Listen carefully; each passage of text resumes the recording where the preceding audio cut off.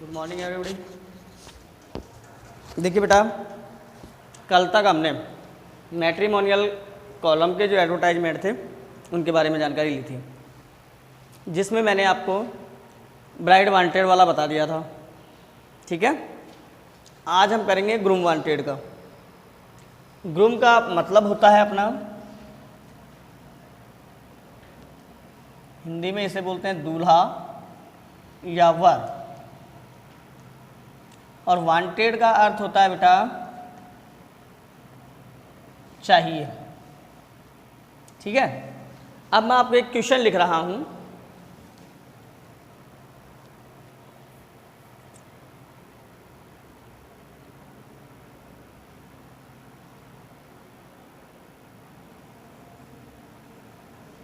You are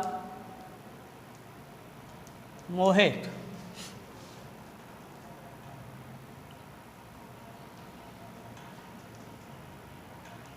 you are looking for perfect match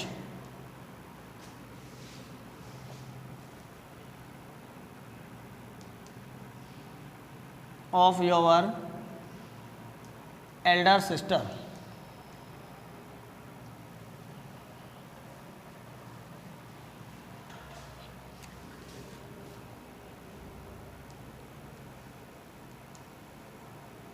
She has completed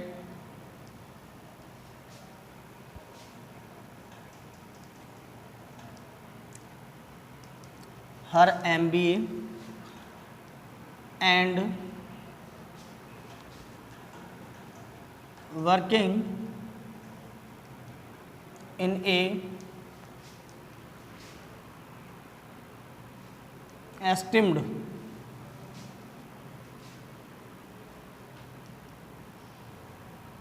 multinational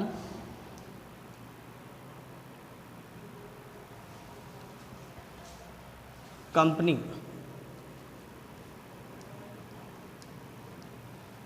you are Mohit, क्या आप इस question को पढ़कर मुझे बता सकते हो कि किसके लिए है? ये ग्रूम के लिए होगा, क्योंकि परफेक्ट मैच जो है किसके लिए ढूंढना है बेटा? एल्डर सिस्टर के लिए ढूंढना है। सिस्टर के लिए ढूंढना है तो फैक्ट सी बात है, सिस्टर तो गर्ल ही होगी, बॉय को तो हम सिस्टर नहीं कहते। अब जब ये सिस्टर हमारी गर्ल है तो गर्ल के लिए शादी के लिए हम क्या ढूंढेंगे बेटा?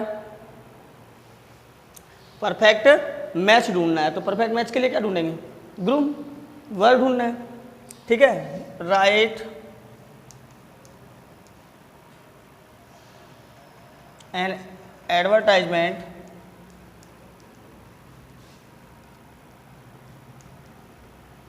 for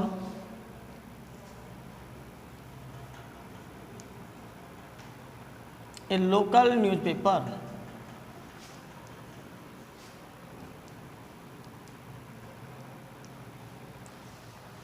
आपको लोकल न्यूज़पेपर के लिए एक एडवर्टाइजमेंट लिखना है। ठीक है बेटा, अब हमें एडवर्टाइजमेंट तैयार करना है तो फैक्ट सी बात है, कौन से कॉलम के लिए तैयार करेंगे? मैट्रिमोनियल कॉलम के लिए तैयार करेंगे। क्या चाहिए हमें? ग्रूम चाहिए। सबसे पहले ये डिसाइड करेंगे, और अपना जो कॉलम होगा वो ग्रूम वांटेड का होगा। ठीक है बेटा,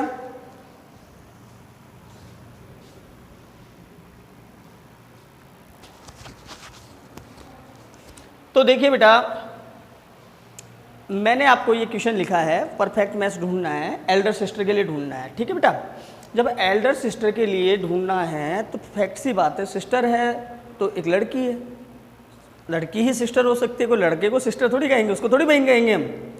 अब जब लड़की के लिए परफेक्ट मैच ढूंढना है, अब मैच परफेक्ट ढूंढने का मतलब क्रिकेट का मैच, फुटबॉल का मैच, वॉलीबॉल का मैच, वो वाला मैच नहीं ढूंढना भाई, परफेक्ट जोड़ी ढूंढनी है। ऐसे मान लीजिए आप, अब उसकी जोड़ी में कौन आएगा? किसी लड़की से, तो वो शादी नहीं करेगी, लड़के से ही करेगी, फैक्ट सी बात है। तो लड़के से जब शादी करेगी तो उसको क्या चाहिए होगा बेटा? दूल्हा चाहिए होगा, है ना। तो हमारा जो टाइटल या हेडिंग बनने वाला है वो बनेगा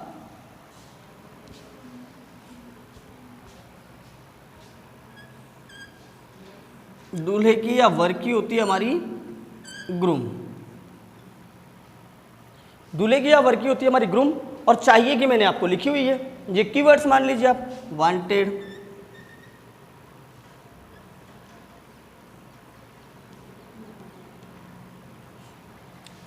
दूसरी चीज क्या है बेटा, स्टार्ट करने से पहले मैंने आपको कल वाले में बताया था कि मैट्रिमोनियल कॉलम के जो हैं, मैट्रिमोनियल के या वैवाहिक विज्ञापन जो हैं, शादी ब्याह के लिए जो विज्ञापन दे रहे हैं, तो उसके लिए हमें क्या करना है बेटा, अलायंस, ये वर्ड याद रखने के लिए कहा था मैंने आपको, अलायंस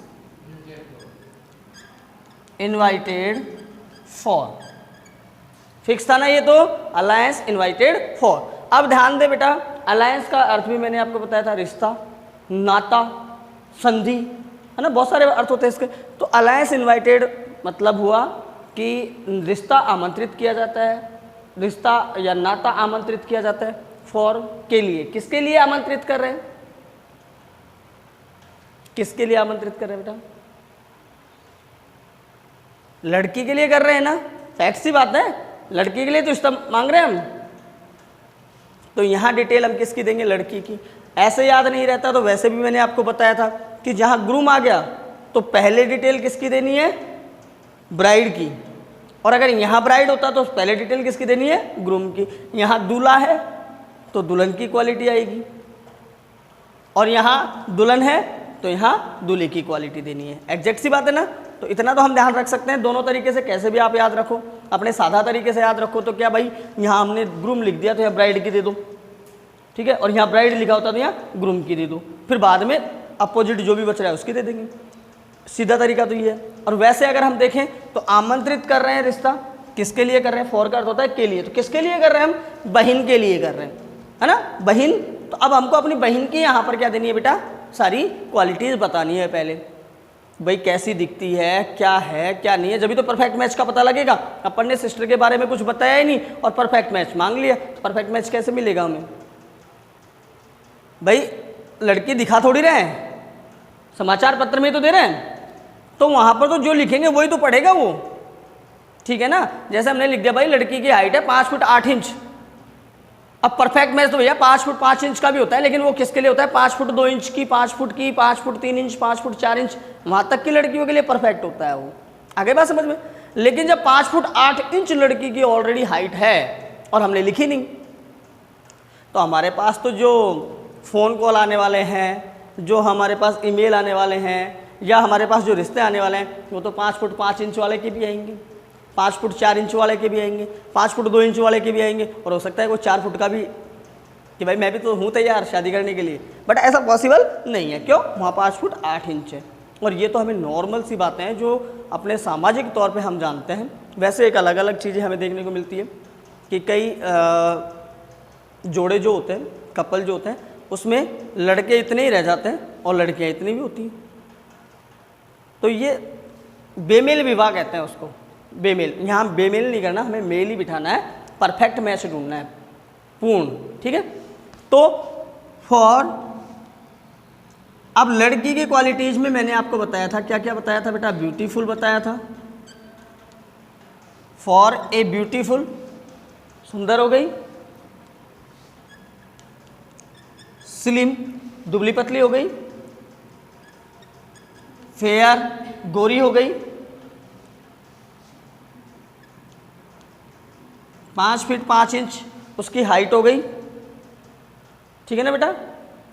अब ये तो हो गया क्या उसका फिजिकल क्वालिटीज, फिजिकली क्वालिटीज जो है, शारीरिक जो गुण है वो तो हमने दे दिए, काफ़ी है, इतना ही देखा जाता है और लड़कियों का। अब इसके बाद में एजुकेशनल और इकोनॉमिकली और फैमिली स्टेटस, 4 चीज़ें मैंने आपको बताई हैं, दोनों की में ये 4 चीज़ें ऐड करते जाओ और अपना एडवर्टाइजमेंट तैयार है। अब एजुकेशनल में हम देखें तो एजुकेशनल क्वालिफिकेशन हमें दी गई है कि उसने हाल ही में क्या कंप्लीट किया बेटा, MBA कंप्लीट किया और अब काम कर रही है किसमें, एक एस्क्रीम प्रतिष्ठित मल्टीनेशनल कंपनी में, ठीक है। तो अब यहाँ पर हमें देना है गर्ल लिख दीजिए, है ना। मैंने आपको कहा था गर्ल और बॉय फिजिकली क्वालिटीज के बाद में लिख देते हैं।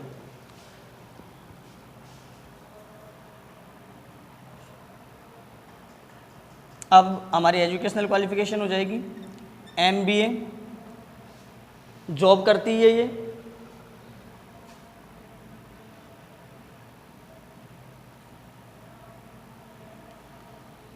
वर्किंग इन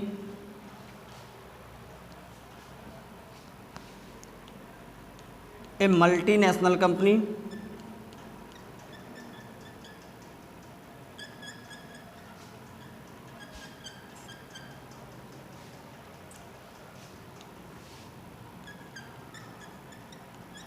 सैलरी इन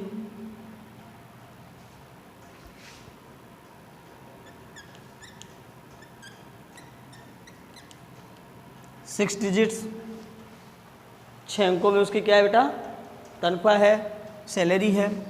उसके बाद में हमें क्या डालना है, सैलरी हमने डाल दी, अब हम उसका फैमिली बैकग्राउंड डाल देते हैं। ठीक है बेटा, फैमिली बैकग्राउंड में डाल देते हैं,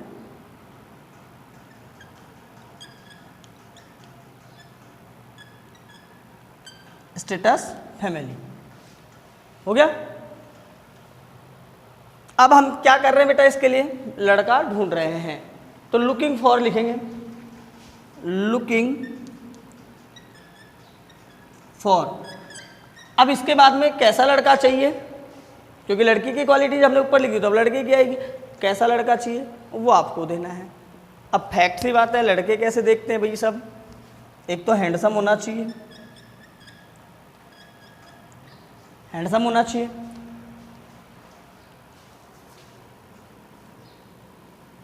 टॉल लंबा होना चाहिए, हेल्दी होना चाहिए, है ना, क्योंकि लड़के स्लिम थोड़ी चलते हैं, लड़कियां स्लिम मांगते हैं और लड़के तो हेल्दी मांगते हैं, तो हेल्दी लड़के।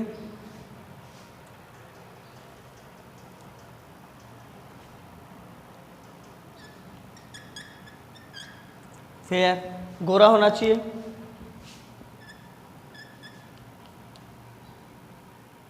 सॉफ्ट स्पोकन, विनम्र बोलने वाला चाहिए अपन को, है ना, वाणी उसकी विनम्र होनी चाहिए, रूड नहीं होना चाहिए।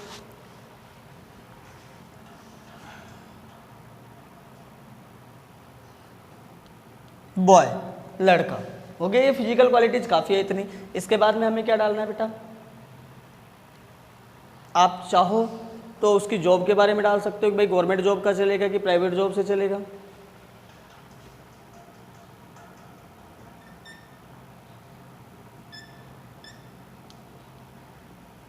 गवर्नमेंट जॉब चलेगी, ठीक है। अब ये तो हो गया जॉब, उसकी सैलरी के बारे में डालना चाहो तो डाल दो, नहीं कोई आवश्यक नहीं है ना, क्योंकि आप जो भी प्रस्ताव भेजेंगे, प्रपोजल जो भी भेजेंगे, वो अपने आप देख लेंगे भाई 5 फुट 5 इंच की लड़की है तो मेरी हाइट कितनी है, उससे ज़्यादा ही होनी चाहिए, ठीक है। वो गोरी है तो मैं भी गोरा होना ही चाहिए। इसके अलावा उसने MBA किया हुआ है तो समकक्ष मेरी भी डिग्री होनी चाहिए, तो वही डालेंगे। उसकी 6 डिजिट में सैलरी है तो मेरी 7 डिजिट में तो होनी ही चाहिए, है ना, तभी तो भेजेंगे। ऐसा नहीं है कि जो लाखों में कमा रही है उसके लिए 5,000 कमाने वाला भी प्रपोजल भेज देगा, नहीं भेजेगा, क्योंकि उसे पता है प्रपोजल भेजने का कोई फ़ायदा नहीं है, एक्सेप्ट तो वो करेगी नहीं, फैक्ट सी बात है। तो इतना लिख दिया आपने, गवर्नमेंट जॉब चाहिए इसको, है ना, किसको, लड़की के लिए, है ना बेटा। इसके बाद में फैमिली बैकग्राउंड डाल दीजिए, स्टेटस फैमिली,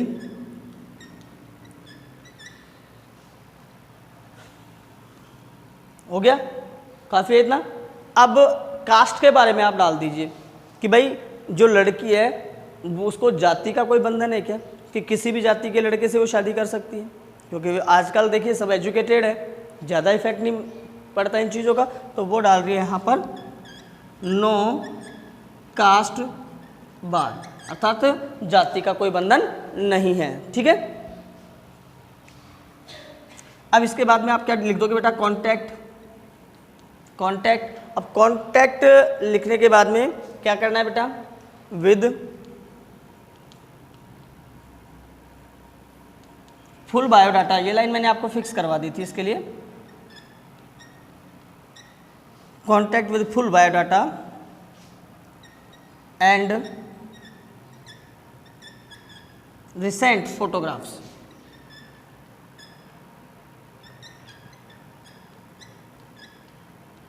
एट, अब एट लगा कर आपको क्या लिखना है बेटा, एड्रेस लिखना है। तो एड्रेस में आप लिख दोगे, क्या नाम था इसका, मोहित। मोहित में कितने लेटर हो गए बेटा, 5 हो गए ना। तो आप जब ईमेल एड्रेस तैयार कर रहे हो तो सारे स्मॉल लेटर लिख देना, मोहित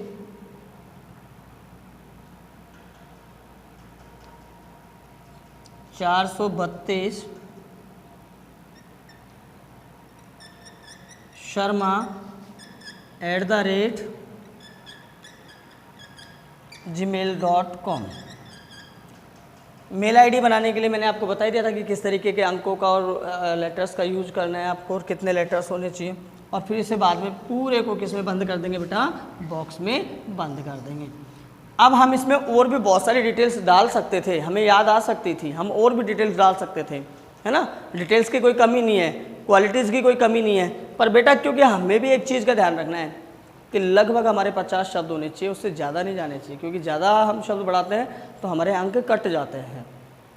इज़ दैट क्लियर। अब आप जब तक इसे उतार लीजिए, फिर उसके बाद में मैं आपको 2 क्वेश्चन देता हूँ जिन्हें आप सॉल्व करेंगे।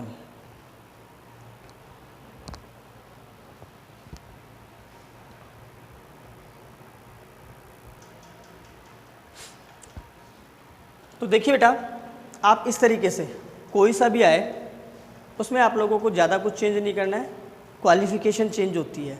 एक ये कास्ट का कोई बंधन हो तो वो दिया गया हो क्वेश्चन में तो देख लो, नहीं तो ये कि ये शब्द भी आप रख सकते हो, ठीक है ना। और भी क्वेश्चंस आपके पास होंगे, आप अपनी गाइड से एक्सरसाइज कीजिए, ठीक है। आपको उसमें कुछ अलग से लगता है तो आप मेरे से कंसल्ट कर सकते हैं, ठीक है। आप उसका फ़ोटो अपलोड कर दो यूट्यूब पे और मैं उसमें उसको अंडरलाइन कर देना कि सर यहाँ इसका यूज हो रहा है, क्या मैं इस क्वेश्चन के अनुसार उसमें से क्या ऐड कर सकता हूँ और क्या इसमें से हटा सकता हूँ। Is that clear. चलिए अब मैं आपको बताऊँगा बेटा आज property for cell and property for purchase वाला एक नया बताने जा रहा हूँ। बाकी किसी भी तरीके से क्वेश्चन है आप इस तरीके से सॉल्व कर सकते हो, ठीक है। मैट्रिमोनियल वाले किसी भी तरीके से क्वेश्चन आए आप इस तरीके से उसका जवाब रिप्लाई कर सकते हो।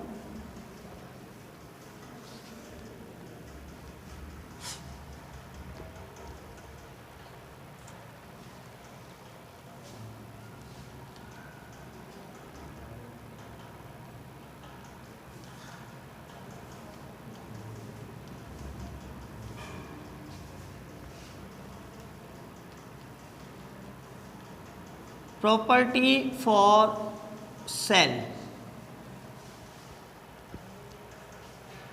प्रॉपर्टी का मतलब क्या होता है बेटा, संपत्ति। फॉर का अर्थ होता है के लिए और सेल का मतलब बिक्री, तो बेचने के लिए प्रॉपर्टी। अब इसमें देखिए बेटा, प्रॉपर्टी कोई सी भी हो सकती है, दुकान हो सकती है, मकान का आ सकता है, ठीक है। इसके अलावा कोई खाली प्लॉट हो सकता है ना। तो वो किस में आएंगे बेटा, सारे अचल संपत्ति की बात कर रहा हूँ, जो चल नहीं सकती, अचल संपत्ति। अब चल संपत्ति कौन सी होती है बेटा, पैसा, वो चलता है, यहाँ से उठ के कहीं भी चला जाता है। लेकिन अचल संपत्ति वो होगी जो अपनी जगह से हिलती नहीं है। क्या मकान को उठा के दूसरी जगह ले जाओगे, तो अपनी ज़मीन को उठा के ले जाओगे, अपने प्लॉट को उठा के ले जाओगे, वो वहीं रहेंगे। उसके मालिक बदल सकते हैं लेकिन वो एक स्थान से दूसरे स्थान पर नहीं जाते। तो जो एक स्थान से दूसरे स्थान पर नहीं जाती है उसे अचल संपत्ति कहते हैं, अचल। और चल संपत्ति कौन सी होती है, जो चल जाती है, एक स्थान से दूसरे स्थान पर चलकर जा सकती है, खुद से नहीं, उसे ले जाया जा सकता है। कहीं आप सोचो कि वो चल के कैसे जाएगी, है ना, कि पैसा भी हम रख देंगे वहीं रखा रहेगा, वो चल के कैसे जाएगा, बिल्कुल चला जाएगा वो। तुम नहीं ले जाओगे तो कोई और उठा के ले जाएगा उसको, लेकिन अपनी जगह वो छोड़ देगा। प्रॉपर्टी छोड़ती है बेटा, प्रॉपर्टी अपना स्थान नहीं छोड़ती है, मालिक उसके जरूर बदल जाते हैं। तो यहाँ प्रॉपर्टी से रिलेशन हमारा वही है अचल संपत्ति से, ठीक है बेटा। इसमें क्या क्या आ सकता है बेटा, मकान आ सकती है, मकान का कोई हिस्सा आपको बेचना है, प्लॉट आ सकता है, फ्लैट आ सकता है, ठीक है, और कोई भूखंड आ सकता है, ज़मीन का टुकड़ा, ठीक है।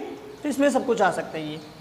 आप देखिए बेटा, इसको बनाते समय आपको क्या ध्यान रखना है, प्रॉपर्टी फॉर सेल में देखिए मैं सीधा डायग्राम बनवा रहा हूँ, है ना, क्योंकि किस तरीके से क्या सावधानियाँ रखनी है वो तो मैं एक बार बता चुका हूँ। सभी में वही सावधानियाँ रखनी है, 50 शब्दों से अधिक नहीं जाए, लेख हमारे सुंदर होने चाहिए, किस स्पष्ट होने चाहिए, है ना, ज़्यादा प्रिपोजिशंस आर्टिकल्स वगैरह का प्रयोग नहीं होना चाहिए। कोमा, अपनी बात स्पष्ट हो जाए और कोमा लगाकर हमको पर बात को लिखनी है। सारे गुण उसके हमें इसमें दर्शाने होते हैं ताकि लोग उसे खरीदने के लिए आकर्षित हों। इज दैट क्लियर बेटा?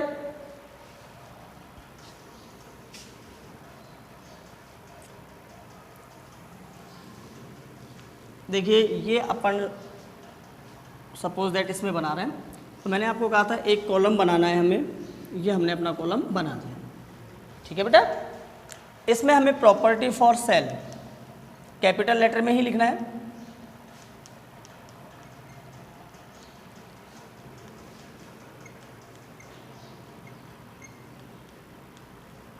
ठीक है बेटा। प्रॉपर्टी फॉर सेल हमने इसमें लिख दिया। अब हमेशा इसमें क्या चीज़ बदलेगी? केवल ये बदलेगी जब भी बदलनी है।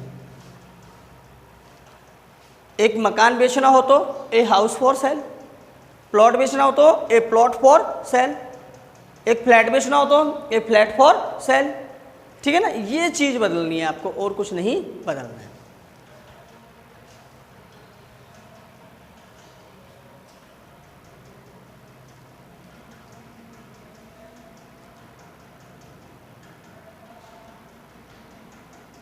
आप इसको कीवर्ड रख सकते हैं इसमें, अवेलेबल, उपलब्ध है ना बेटा। प्रॉपर्टी का नाम, जो भी आपकी प्रॉपर्टी है, मकान है कि दुकान है कि फ्लैट है कि जो भी है उसका नाम अवेलेबल है ये।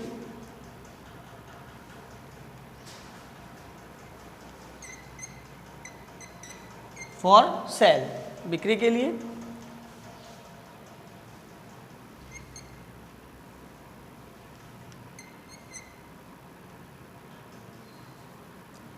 एट लगा दीजिए, नियर लगा दीजिए, ठीक है, एट। अब इसके बाद में आपको लोकेशन लिखनी है।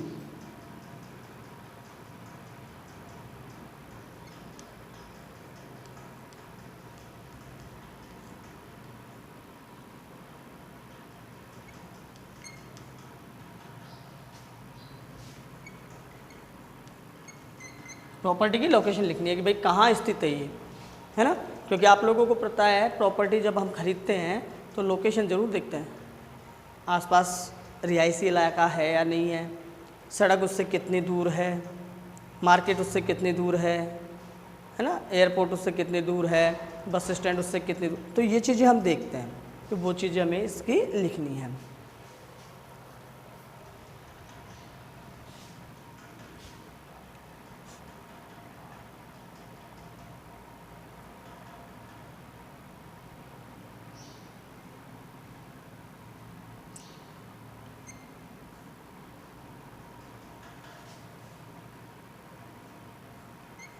लंबाई, चौड़ाई, भाई कितने क्षेत्र में परिक्षेत्र में होकर वो बना हुआ है तो उसकी लंबाई चौड़ाई उसमें हमें देनी है।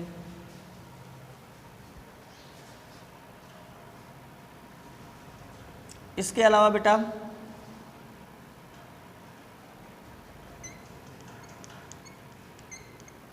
कमरों,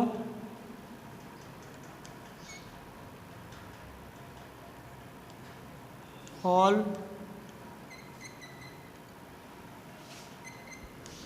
लेट, बाथ, किचन की संख्या एवं स्थिति हमें बतानी है कि भाई एक तो अटैच्ड लेट बाथ है, हर कमरे में लेट बाथ है, या पूरे मकान में एक ही है, कमरे कितने हैं, हॉल कितने हैं, डाइनिंग हॉल कितने हैं, ठीक है ना बेटा, गेस्ट रूम है या नहीं है, तो वो सारी चीज़ें हमें इसमें लिखनी है।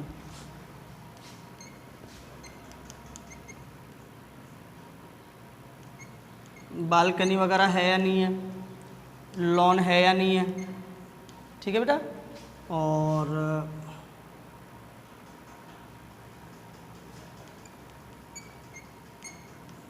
पार्किंग की क्या व्यवस्था है गाड़ियाँ खड़ी करने के लिए, है ना, वो चीज़ें हमें इसमें बतानी है।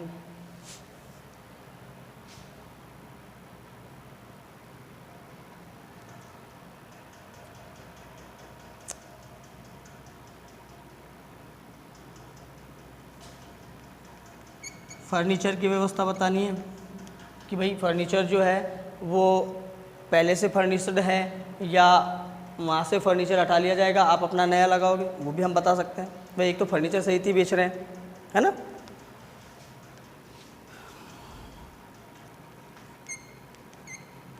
बिजली पानी की व्यवस्था आपको बतानी है इसमें कि बिजली पानी की क्या व्यवस्था है भाई, है ना, कि उसमें बोरिंग है या नल आते हैं, है ना, 24 घंटे आते हैं या 2 घंटे आते हैं या 1 घंटे आते हैं, हफ्ते में 1 दिन आते हैं या महीने में 1 दिन आते हैं या रोजाना आते हैं या 24 घंटे ही आते हैं, तो वो सारी व्यवस्था भी आपको बतानी है।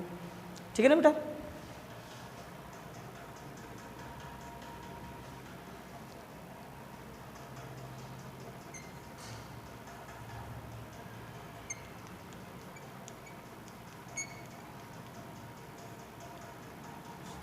अनुमानित कीमत जो आप एक्सपेक्ट कर रहे हो कि हमारा मकान इतने तक बिक जाएगा, हमारा प्लॉट इतने तक बिक जाएगा, हमारा फ्लैट इतने तक बेचना है, तो वो आप अनुमानित कीमत भी इसमें डाल सकते हो। ठीक है ना बेटा।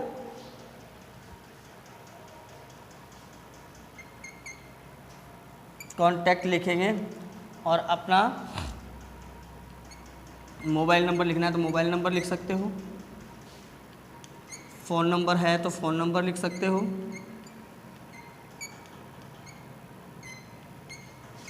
पोस्ट ऑफिस के बॉक्स नंबर लिखने हैं तो पोस्ट ऑफिस के बॉक्स नंबर लिख सकते हो, ईमेल एड्रेस भी इसमें लिखा जा सकता है।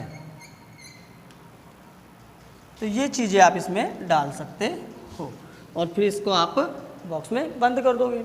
अब मेरे हिसाब से बताइए कि ये सारी चीज़ें अगर हम एग्जैक्ट सेट कर दें ध्यान से तो हमारा एडवर्टाइजमेंट अपने आप प्रिपेयर हो रहा है, कहीं कोई जोर नहीं आ रहा, हमें कहीं कोई तकलीफ़ नहीं आ रही है। ठीक है बेटा। तो आप एक बार इसे देख लीजिए, इसे अपने माइंड में सेट कीजिए। ठीक है।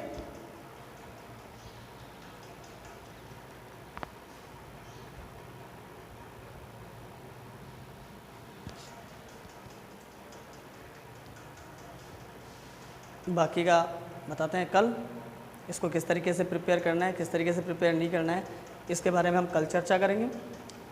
इससे पहले मैंने मैट्रिमोनियल कॉलम के जो आपको बताए थे। ठीक है बेटा। ये तो प्रॉपर्टी फॉर सेल के हैं। अब प्रॉपर्टी फॉर सेल में आप लोगों को मैं बता ही चुका हूँ कि प्रॉपर्टी में मकान है या फ्लैट है, उसको तो आप इस तरीके से बना सकते हो, है ना।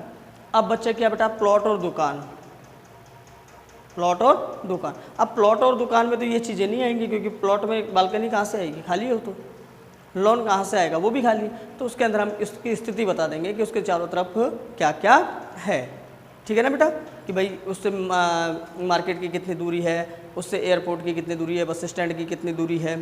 ठीक है। रोड कौन से रोड के किनारे है, कौन से रोड के पास स्थित है, दोनों साइड रोड है, 3 साइड रोड है, चारों साइड रोड से घिरा हुआ है, बीच में है, तो चारों साइड तो नहीं हो सकते, 3 साइड तो फिर भी हो सकते हैं, 2 साइड भी हो सकते हैं, है ना। तो वो चीज़ें आपको बता देनी है। चलिए उसके बारे में फिर चर्चा कर लेंगे। अभी फ़िलहाल तो हम जो पहले से प्रिपेयर्ड है मकान और फ्लैट, उनसे रिलेटेड हम इसमें बनाएंगे इसी फॉर्मेट में। तो ये फॉर्मेट आपका तैयार होना चाहिए, कल आपके माइंड में सेट होना चाहिए। इसके अलावा आपको काम है कि आपकी जो एक्सरसाइज है, आपकी जो एक्सरसाइज है, और एक्सरसाइज वो कौन सी है बेटा, मैट्रिमोनियल वाली, वो सारी एक्सरसाइज आप सोल्व करेंगे। उसमें अगर आपको कहीं कोई प्रॉब्लम आती है तो आप मेरे से कंसल्ट कर लेंगे।